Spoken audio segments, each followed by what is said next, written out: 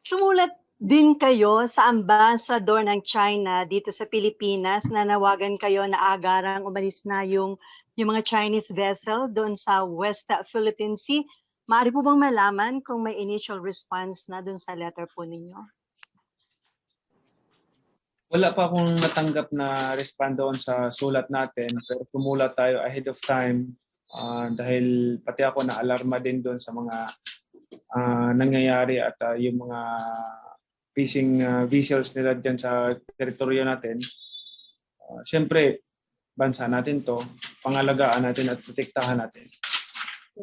Pero ganun din po, the same na parang argument, reason kung bakit kayo sumulat, umaasa kayo kilala kayo bilang world champion na kahit paano may bigat yung pagsulat ninyo doon sa Chinese ambassador dito sa Pilipinas.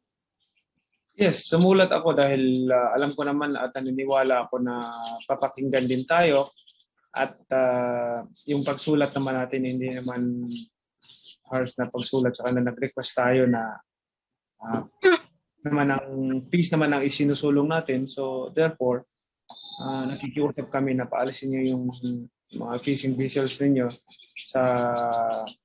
sa teritoryo namin dahil magkakaroon lang ng tension sa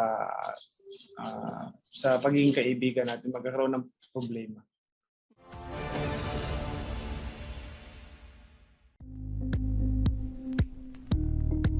Thank you for watching Politico TV. Please like and subscribe to our channel for more videos.